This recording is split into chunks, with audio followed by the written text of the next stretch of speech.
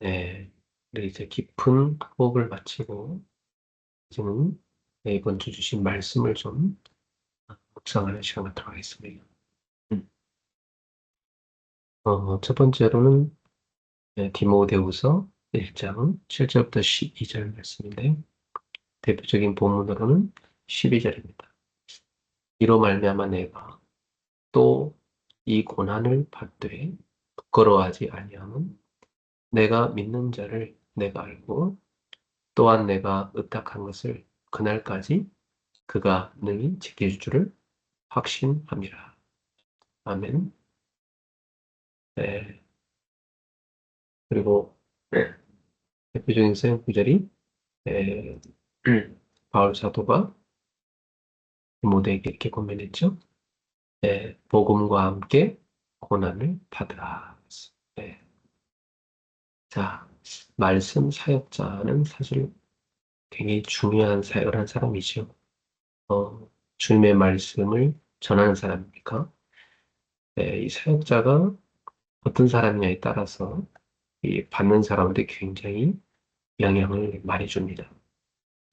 예, 사역자가 신비주의자면 완전히 신비주의자를 맡아버려요. 사역자가 불신앙자면 완전히 불신앙자를 맡아버려요. 이게 너무 중요하죠. 그래서 사역자는 하나님 앞에서 자기를 먼저 점검하고 하나님의 순자는 그런 말씀의 전달자가 되도록 자신을 항상 살리고 세우는 게 중요합니다. 예, 70인 제자, 예수님이 세우신 그들은 다 말씀 사역자들이었어요. 오늘날 교회만 왔다 갔다 하는 치우치고 교인이 참 많은 시대인데요. 주님이 원하시는 것은 교인이 아니라 제자입니다. 제자는 예수님을 따라가는 사람이요. 예수님의 말씀을 순종하고 그 말씀을 지키고 그 말씀을 전하는 사람입니다. 그러니까 사실 저는 모든 70인 제자는 말씀 사역자가 된다고 생각해요. 그러니 모든 성도는 제자가 돼야 되고 말씀 사역자가 돼야 되는 것이죠. 그래서 바라기는 우리 그레이스 교회 모든 성도들은 다 초대교회 70인 제자들처럼 말씀 사역을 언제든지 할 수 있는 그런 제자들이 되기를 주님의 이름으로 축복합니다. 자, 그런데 이 말씀 사역자에게 때로 고난이 찾아옵니다. 왜 하나님의 일을 하는 사람인데 고난을 하나님이 허락하실까요? 네, 그것은 이 복음의 가치를 그들이 알게 하기 위해서입니다. 고난을 받는 이유는요, 복음 때문에 고난을 받거든요. 만약에 세상에 나가서 우리가 세상 사람들이 좋아하는 선행만 행하고, 그런다면 종교를 전파하면, 그냥 종교란 건 뭐냐면 다 종교는 같은 거다 이러면서 전파한다면 아무도 박해 안 할 겁니다. 그렇죠? 그러나 세상은 어둠 속에 속해 있기 때문에 빛을 싫어하고 그리스도를 싫어합니다. 그렇기 때문에 그리스도를 따르는 제자인 우리도 싫어하게 돼 있어요. 그래서 그리스도의 복음을 전파하는 사람을 싫어합니다. 그래서 이 복음을 전하는 사람은요, 복음 때문에 반드시 박해를 받고 오해를 받고 공격을 받고 이게 고난을 당합니다. 그러니까 복음 때문에 받는 고난이 있다. 이걸 꼭 하셔야 되고. 그러니까 내가 복음을 전하는 사람으로 살겠다 이 말은 바울이 디모데한테 고민했던 것처럼 어, 복음과 함께 고난을 받으라. 이 말씀을 되게 아멘으로 받아야 돼요. 고난받기 싫다. 그럼 사실 제자가 될 수 없어요. 주님이 가신 그 길이 바로 십자가의 길인데 영혼을 살리기 위해서 복음 때문에 받는 고난의 길이었잖아요. 그 예수님 제자가 된다는 것은요, 좁은 길이에요. 복음 때문에 받는 고난을 기뻐하는 것이 제자의 길입니다. 여러분들은 다 제자라고 난 생각합니다. 그렇기 때문에 여러분이 복음 때문에 받는 고난을 기뻐하는 사람이라고 생각합니다. 자, 왜 또 말씀 찾기 고난이 있느냐? 사탄이 말씀 사역을 방해하기 때문입니다. 네, 제일 싫어하죠. 복음 전파할 거, 그죠? 네. 그러니까 복음 전파하는 사람을 시험에 빠뜨리고 복음 전파하는 사람끼리 오해하고 갈등하게 됩니다. 그래서 무너뜨리는 거예요. 네. 네, 참 가슴 아픈 일이지만 이 말씀 사역자들이 많이 무너집니다. 이게 사탄의 역사죠. 세 번째, 고난은 또한 사명의 증거라고 볼 수 있어요. 이 사람이 사명을 갖고 살아간다. 그러면 다시 그 사명을 감당할 수 있는 그릇을 준비하는 고난이 따릅니다. 그래서 사명을 위해서 살겠냐, 어, 사명을 버리고 살겠냐, 네, 그 갈래길에서 했는데 사명을 위해 산다는 것은 당연히 그 사명을 감당하려면 고난이 따르는 길이고요. 사명을 버리고 살을 것 같으면 자신의 즐거움을 위해서 살아가는 사람입니다. 네, 바울 사도 같은 경우 이렇게 얘기했어요. 내가 믿는 자를 내가 안다 그랬어요. 누구죠? 네, 자기가 믿는 하나님을 안다는 겁니다. 그리고 그날까지 에, 에, 또한 뭐냐면 그가 내게 내가 그에게 맡긴 것을 또 안다 그랬어요. 내가 그에게 맡긴 것을 그날까지 그가 능히 지키실 줄 확신한다 그랬어요. 그러니까 바울이 주님께 맡긴 게 있다는 거죠. 네, 우리도 다 맡긴 게 있잖아요. 뭐 가족을 맡기고 교회를 맡기고 우리의 사역의 길을 주님께 맡기지 않습니까? 우리가 맡긴 그것을 주님께서 능히 지키실 줄을 믿는 것입니다. 의탁한 것을 말이죠. 네. 오늘 여러분들도 주님께 의탁한 것을 주님이 지킬 줄 믿으신 줄 압니다. 그래서 이 말씀 사역자는 이런 분명한 이유가 있으니까 두려움 대신에 능력과 사랑과 절제를 붙잡아야 됩니다. 디모데후서 1장 7절에 하나님이 우리에게 주신 것은 두려워하는 마음이 아니라 오직 능력과 사랑과 절제하는 마음이라 이렇게 말씀합니다. 예, 주님은 우리한테 두려워하는 마음 대신에 능력을 주셨어요. 그래야 하나님 일을 할 거 아닙니까? 그리고 우리에게 사랑을 주시죠. 사랑하는 마음을 주십니다. 그래야 영혼을 사랑하고 살 수가 있죠. 그리고 또 우리에게 절제하는 마음을 주십니다.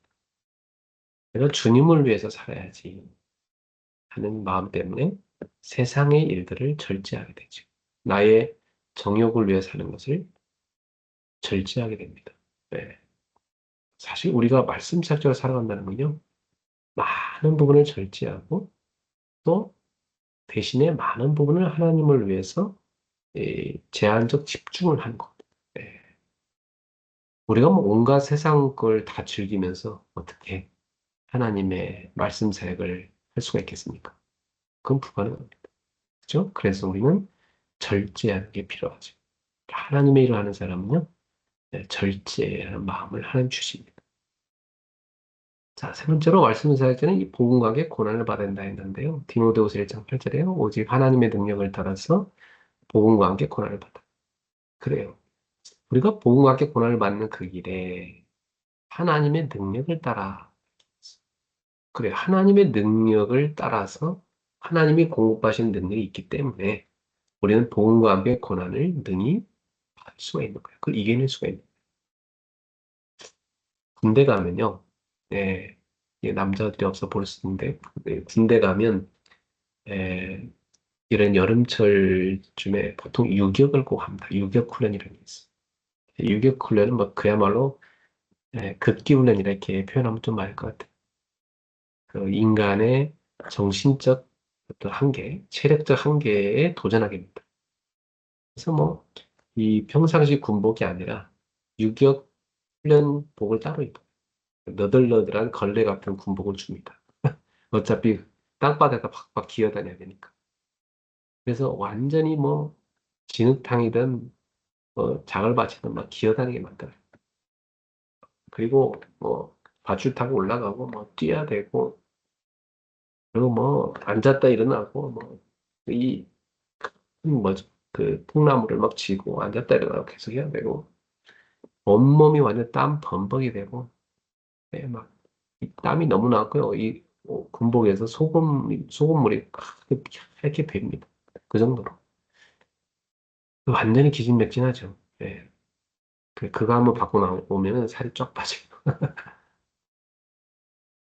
그걸 받고 나면은 야, 그 성취감이 되게 커요. 야, 내가 저걸 해내고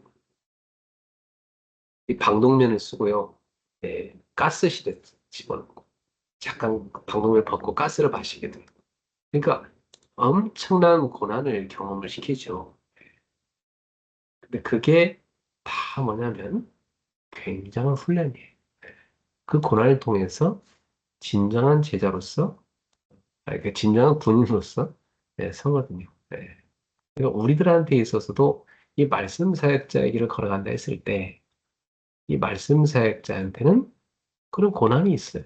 네. 근데 그 고난을 넘어서고 나면 진정한 강한 군사 같은 그런 말씀 사역자로 우리가 세워지게 되는 것입니다. 네. 그래서 어, 여러분이 복음과 함께 고난받는 것을 기뻐할 수 있는 능력이 생겨요. 그게 하나님이 주시는 능력이거든요. 하나님이 주시는 힘이에요. 그래서 모든 그 고난의 그런 허들들을 다 뛰어넘게 되죠. 예.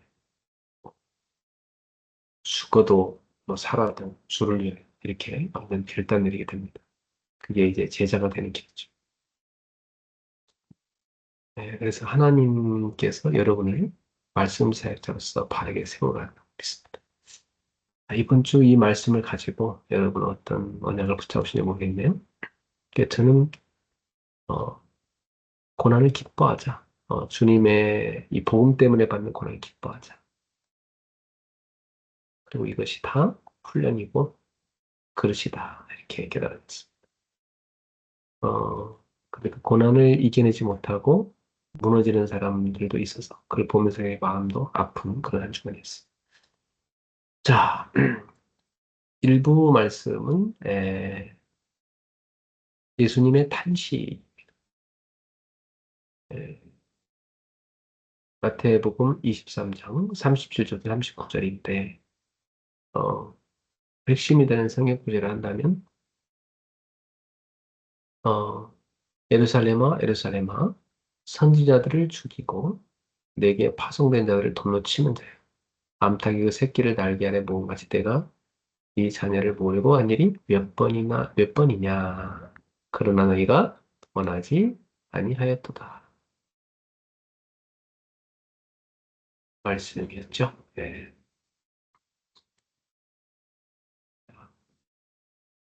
이렇게, 어, 이번 주에 주신 말씀 속에 보면 예수님이 예루살렘을 보면서 탄식을 하십니다.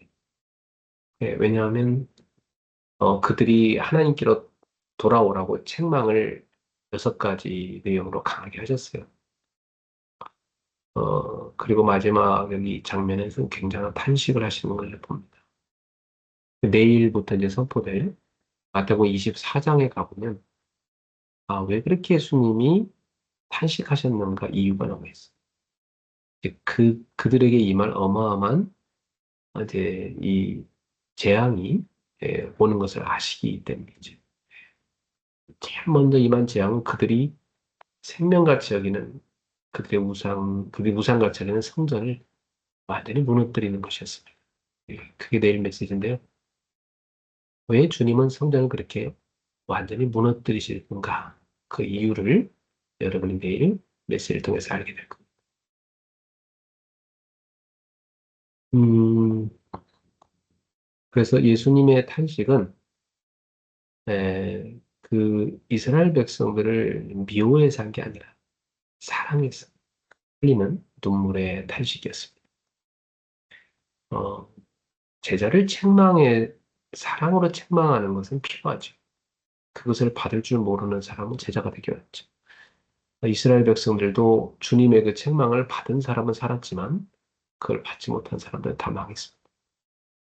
이렇게 중요한 메시지죠. 또한 예수님의 탄식은 거절당한 복음 때문이었어요. 암탉이 새끼를 품듯이 내가 너희 자녀를 품으려고 얼마나 여러 번 노력했든지 아느냐 그 말씀하셨죠. 그러나 그들은 끊임없이 선자들을 죽였고 예수님이 복음을 전하도록 보낸 사람들을 다 돌로 쳐서 죽였어요. 그 최후에는 이제 예수님까지 죽이려 하기 때문에 주님은 그들의 그런 악한 마음을 아시고 그들의 위선을 아시기 때문에 어, 엄청난 메시지로 그들을 책망하셨죠. 근데 예수님이 진짜 탄식하신 것은 예루살렘 정말 탄식하신 것은 그들이 듣고 살아야 될 이 복음을 거절했기 때문에 참, 여러분 죽어가는 사람한테 살 수 있는 약을 건네주려고 하는데 그 약을 거절한다. 못 믿었어. 너무 불쌍하니까. 그 먹으면 사는데. 그들을 살라고 선포한 복음을 거절했어. 너무 가슴 아프잖아요. 살라고 선포한 복음을 오해하고 상처받는 사람도 있어요. 안타깝죠. 세 번째, 예수님의 탄식에는 회복의 소망이 있어요. 저들이 지금은 듣지 않지만 주님이 십자가를 앞두고 계시니까 십자가를 지시고 다시는 저들이 예수님을 예루살렘에서 못 보겠지만 어, 이제 예수님이 재림하실 날 주의 이름으로 오시는 여 찬송하리로다. 그 재림주 예수님을 맞이할 때에는 그들이 주님을 보겠죠. 그래서 그때는 예수님이 예, 이 회개하는 자, 주님께 돌아온 자를 다시 살리시는 그런 무너진 이스라엘을 회복시키고 무너진 하나님의 이 자녀를 회복시키는 그런 재림의 날, 그 날에 대한 소망의 메시지를 사실 예수님은 마지막으로 주신 것이었어요. 오늘 우리들도 다시 오실 예수님을 소망하는 그런 믿음이 자리하고 있어야 됩니다. 자, 이번 주 주일 일부 말씀 가지고 여러분의 마음은 어떠셨나요? 네, 저 같은 경우는 좀 이번 주에 안타까운 일도 있고 해서 마음이 좀 안 좋았는데 예수님의 그 심정을 많이 느끼는 한 주간이었어요. 예수님의 그 마음, 예, 그 영혼을 사랑하는 그 책망의 마음, 사랑이 깔려있는 그 마음, 그 책망과 탄식, 예, 그걸 느꼈고요. 말씀이 너무 정확하다. 이런 생각이 들었어요. 그 말씀을 듣고 올바로 서는 사람이 되는 무너지는 사람도 있고 그런 것 같습니다. 여러분은 꼭 말씀으로 세워지길 축복합니다. 메시지를 엉뚱하게 적용한 사람도 있더라고요. 정말 엉뚱하게. 근데 왜냐하면 개인의 불신앙에서 말씀을 적용하기 때문에 말씀의 그 본질은 말씀의 본의는 다 놓쳐버리고 자기 불신앙으로 말씀을 적용하는 걸 봤어요. 그건 너무 안타깝죠. 그건 어, 정말 성령님들 못 받는 것입니다. 여러분이 자의적으로 말씀을 해석하거나 자기 상처와 자기 중심과 불신앙으로 말씀을 받아들여버리면 말씀을 완전 왜곡되게 적용시킵니다. 말씀 있는 그대로 적용하려면은 나를 내려놓고 불신앙을 버리고 내 생각을 버릴 때 주님의 말씀을 올바른 뜻을 붙잡을 수 있습니다. 자, 세 번째로는 그 주일 2부 말씀에 기도 생활에 대한 시리즈 메시지를 시작을 하는데 첫 번째입니다. 기도는 정말 응답됩니까? 우리는 기도에 대한 메시지를 정말 자주 들어요. 모든 메시지에 기도하라는 얘기가 안 빠진 것 같아요. 마치 의사한테 가면 운동하십시오. 그 말하고 똑같은 거죠. 의사한테 가면 처방할 때마다 운동하십시오. 그 말 절대 안 빠져가지고. 네. 여러분, 모든 메시지에서 기도하라는 말씀이 있는데, 중요한 것은 정작 내가 기도하고 있는 거지. 네. 왜 기도를 안 하는가? 그것은 기도할 수 없는 영적 상태겠죠. 또 기도의 필요성을 못 느낄 수도 있는 거예요. 또 응답에도 확신이 없으니까 하나님을 못 믿으니까 기도를 안 하겠죠. 근데 정말 기도를 하게 되면요. 정말 좋거든요. 기쁨이 충만해져. 응답을 받으니까. 저는 세 가지 기도를 늘 하고 사는데, 첫 번째는 모든 생각과 마음을 기도로 바꾸는 것. 두 번째는 항상 이 말씀을 언약으로 붙잡고 기도하는 것. 세 번째는 나의 모든 호흡을 기도로 연결시키는 겁니다. 그렇게 하면 24 기도가 됩니다. 여러분들 기도 적용된다면 너무 좋을 겁니다. 자, 왜 우리가 기도합니까? 주님이 기도 응답 주겠다고 약속했기 때문이죠. 주님의 약속을 믿기 때문에 기도한 겁니다. 기도는 주님과 나와의 사귐이고 주님의 뜻을 따르는 중요한 방법입니다. 주님과 내 마음이 통하는 길이 기도입니다. 그래서 여러분의 마음이 주님과 일치되려면 기도 속에 있으셔야 됩니다. 그리고 주님은 불신앙으로 드린 기도를 받지 않으시고 믿음으로 드리는 기도를 받으시죠. 그래서 믿고 구하는 것은 다 받으리라 그렇게 말씀하셨어요. 그럼 믿지 않고 기도하는 것은 전혀 주님께 상달되지 않습니다. 네. 믿음은 하나님을 믿는 거고 믿음은 주님을 믿기 때문에 낙심하지 않는 것입니다. 믿음은 분명히 주님께서 나의 기도를 들으실 걸 믿고 하나님의 뜻을 신뢰하는 것입니다. 예. 그 하나님의 뜻을 강단 말씀을 통해서 정확히 듣죠. 예. 그러면 그 말씀과 내 뜻이 부딪힐 때는 당연히 나의 뜻을 굽히고 강단 말씀에 순종하는 것이 자기를 살리는 길. 그러나 그게 안 되면 자기 뜻을 위해서 강단 말씀을 악용하는 거죠. 그건 잘못된 거죠. 자, 하나님은 예수님의 이름으로 구하는 기도를 받으십니다. 예. 우리 입으로는 주님께 나갈 수 없잖아요. 예수님의 이름으로 주님께 나갈 수 있어요. 그 이름으로 우리는 구원받았잖아요. 죄를 씻음받았어요. 그래서 예수님을 의지하고 예수님의 이름으로 구한다면 주님의 뜻을 따르는 것이고, 그리고 주님께서 그 이름으로 구할 때 영광을 받으신다고 말씀했습니다. 자, 여러분, 기도는 정말 응답됩니까? Absolutely. 영어로 그렇게 얘기해요. 뭐, 당연하지. 이렇게 얘기하는 거. 물론이지. 하나님은 우리 기도를 응답하십니다. 그렇다면 오늘 여러분도 기도 응답의 약속을 붙잡고 믿음으로 예수 이름 기도하시길. 정말 기도는 좋은 거예요. 여러분 기도하세요. 기도할 때 여러분의 믿음은 성장합니다. 여러분 주님과 동행하게 됩니다. 수요예배 때는 전도의 황금어장을 찾자. 사도행전 16장 13절에서 15절 말씀이고요. 바울이 전도 캠프를 할 때 어디로 가야 될까 기도할 때 성령께서 마귀를 연락하게 하셨죠. 그리고 거기에서 하나님이 왜 우리를 보냈을까를 수위를 요하면서 지역을 분석하는데 빌립보에 가서 분석하는데 거기서 강가를 만나게 되죠. 그 강가가 어떤 곳이냐? 갈급한 사람들이 모여 기도하는 곳이에요. 여러분 그곳이 황금어장이죠. 갈급하여 복음을 듣고자 하는 사람들이 모여 있는 곳. 그걸 황금어장이다. 사람이 많은 곳이 황금어장이 아니라 갈급하여 복음을 듣고 싶어하는 사람이 모인 그게 황금어장. 거기에 바로 바울이 복음을 말했을 때 루디아의 마음을 축해서 여시고 복음 받게 했지. 그래서 그 루디아를 살리고 빌립보 지역을 복음하는 것을 보게 됐습니다. 여러분, 이런 황금어장은 하나님께서 준비해 놓으셨어요. 그리고 여러분이 인도에 가시거든요. 여러분의 모든 발걸음 속에 이런 황금어장이 기다리고 있습니다. 그리고 황금어장은 영적인 눈으로 분석을 해야지 제대로 보여요. 여러분이 기도할 때 그게 보이는 것입니다. 황금어장을 찾았다면 그곳을 떠나도 지속될 수 있는 시스템을 만들어 놔야 되는 것입니다.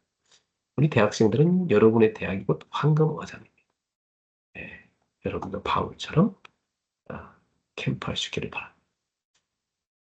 우리 성도님, 또 우리 권사님들이나 또 안수입사님들이나 여러분들은 교회를 중심으로 해서 지역을 지금 순회하면서 캠프하고 있는데 지역의 황금어장을 찾아내는 것이 우리의 할 일입니다. 또 여러분의 직장에서도 그 황금어장을 찾는 것이 여러분의 주된 삶이겠죠. 예. 예. 그리고 이제 금요일 날에는 금요 치유 예배를 통해서 모세의 실패와 하나님의 시작이라는 말씀을 우리가 받았습니다. 그럼 모세는 자기 힘으로 할 때 완전 실패를 했죠. 그러나 그 실패는 곧 모세에게 있어서 하나님이 준비해놓은 광야 학교로 들어가는 출발점이었습니다. 우리의 실패는 하나님의 훈련의 학교로 들어가는 출발점. 지금까지 내 힘으로, 내 뜻으로, 또, 어, 내 어떤 그 목적으로, 어, 다 하려고 했었지만, 내 생각으로 해도 그걸 다 내려놓는 거예요. 그리고 이제는 오직 주님의 언약을 붙잡고, 주님이 날 이끌어 가시도록 주님을 의지하고, 주님의 능력을 입어서 주님과 함께하는 새로운 시작이 되는 것이죠. 그래서 모세는 그 광야 학교를 40년 동안 훈련받고 이제 지도자로서의 그릇을 갖추게 되었습니다. 애굽의 왕궁에서 받은 교육만으로는 세상 실력을 쌓았지만 그 세상 실력 갖고 하나님 쓰는 게 아닙니다. 정작 중요한 영적 훈련이 필요했던 거죠. 여러분들도 세상 공부 잘해야 됩니다만 그거 갖고 하나님 쓰지 않습니다. 하나님은 여러분보다 더 뛰어난 걸 다 갖고 계십니다. 하나님이 쓰시는 사람 누구냐? 영적 훈련을 받은 사람. 그래서 우리 랩런트들은 특히 공부도 열심히 해야 되고 자기 실력도 쌓아야 되지만 영적 훈련을 받는 게 너무 중요한 모세처럼 광야 학교를 훈련을 받게 됩니다. 그래서 영적 지도자로서의 사역자로서의 그릇을 하나님 만들어 가십니다. 여러분들한테 오는 고난은 다 그런 그릇을 만드는 것이라 생각하시고 감사하며 잘 받으시면 되겠습니다.